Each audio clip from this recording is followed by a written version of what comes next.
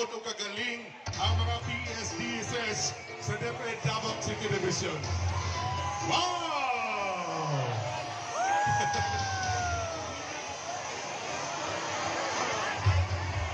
Yes!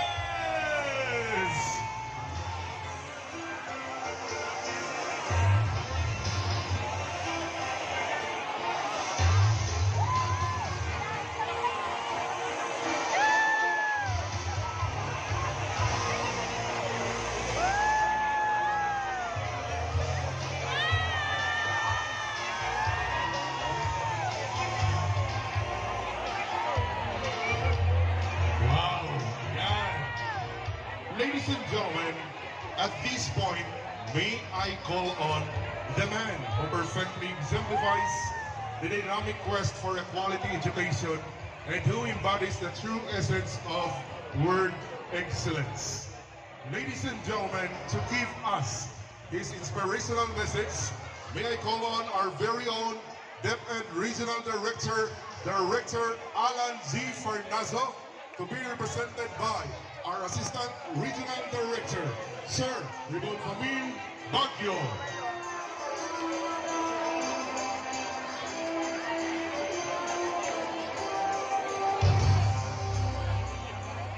Isang mainit na pagbate kay Mayor Basti Duterte, miyembro ng Konseho ng Siyudad ng Davao,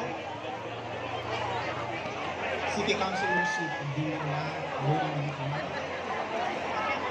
at saka si Garcia, iba pang mga stakeholders ng ating syudad. Magandang hapon sa inyong lahat. Magandang. Uulitin ko ang tanong kanina ni SBS Reynante Solitario. Sino ang pagod? Wala na'y nagtaas og kamot. Kanina daghan kaayo. Uulitin ko, sino ang pagod? Wala. Me. Dahil may motor na daw. Okay lang mga teachers. O kung bakit ang dahilan, o ano ang dahilan kung ang teacher ay pagod? Dahil ang teacher ay nasa maling tao. Nasa maling relasyon.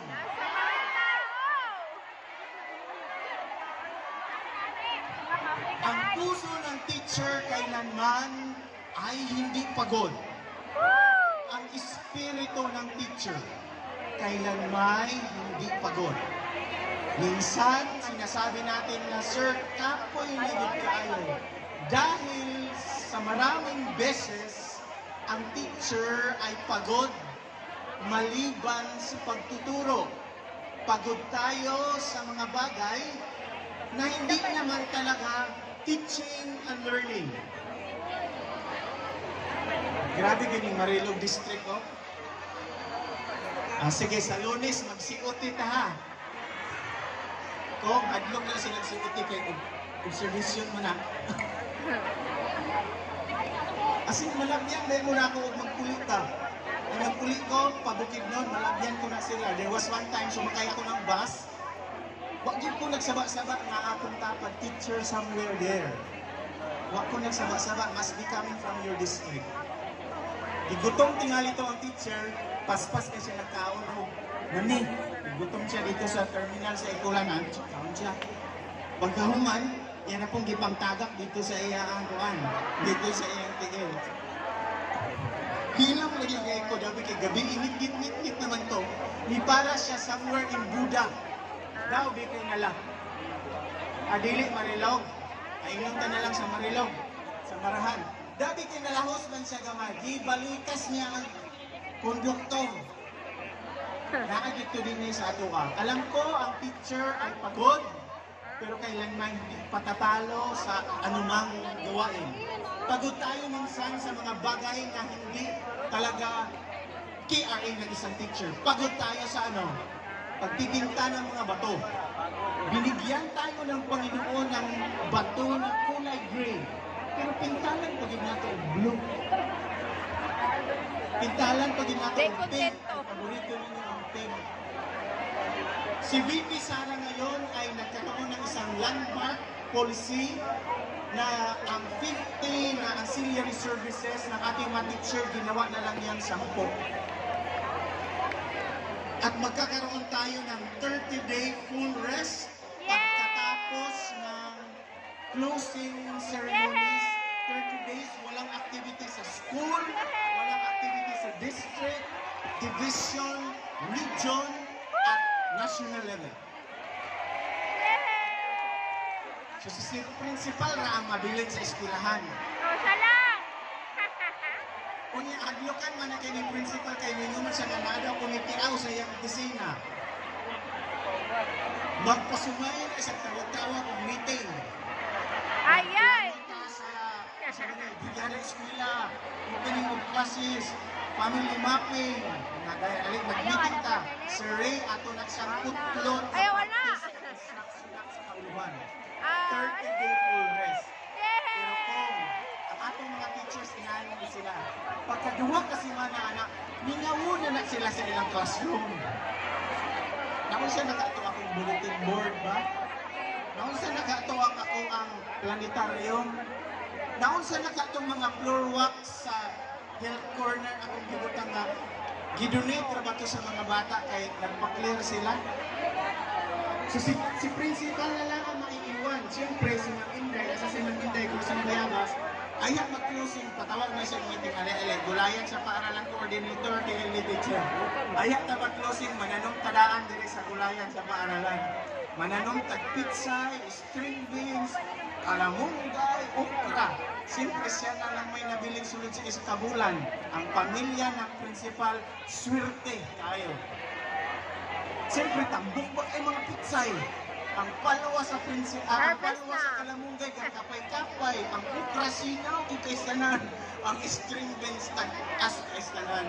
Maraming salamat, gulayan sa paaralan coordinator at may mababaon ang ating principal pag-uwi ng bahay.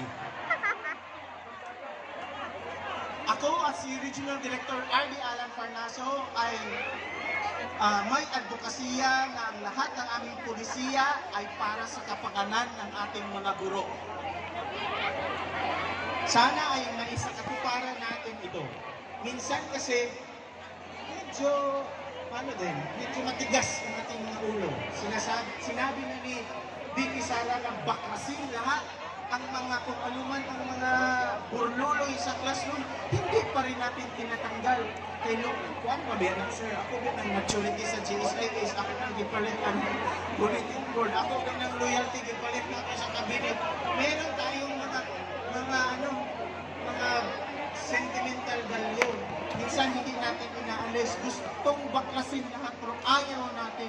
Yun ang nakadagdag ng pagod ng isang teacher. Dahan-dahanan natin buhian ang maling tao. Dahan-dahanan natin i-let-go. Ilagay sa isang budiga, probably, and then let the others enjoy it or donate it to other helpful institutions. Sana ay naging masaya kayo dahil sa ginawa ng local government unit. Gusto lang nating ngumiti sa araw na ito, pero binigyan tayo ng halakhak.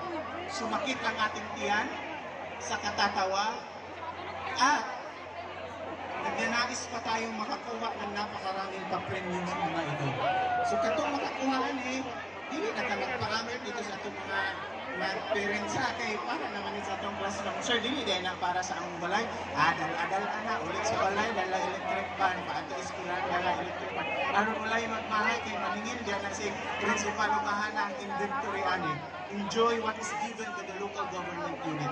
DepEd is always concerned with the teachers. However, our resources are very limited. Tama ang sinabi ni SDS Ray Solitario kanina na kung iikot ang gulong ng Davao City Division, aangat ang buong region.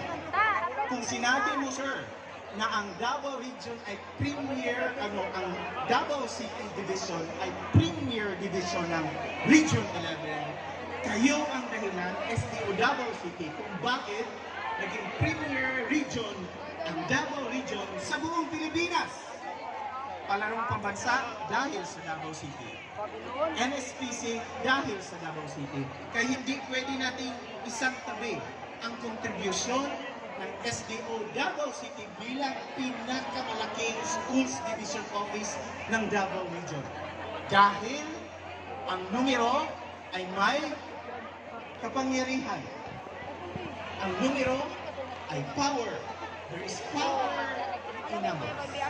And so, because of that power, let us consider ourselves as important.